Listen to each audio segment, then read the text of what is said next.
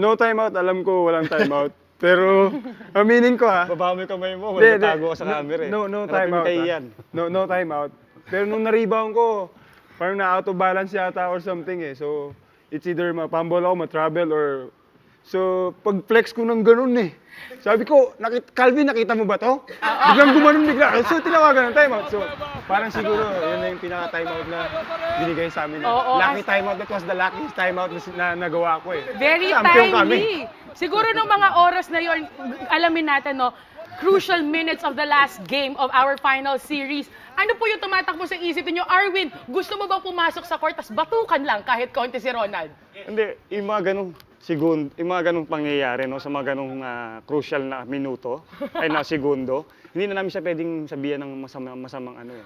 Kasi baka mas lalo pa siya maturete. Salamat kayo sa timeout ko. Kung tutusin gusto Nanalo sabihin sa kanya, ang tanga mo naman eh. Kaya sabi lang. tayo. Salamat kayo sa timeout ko. Lucky timeout yun.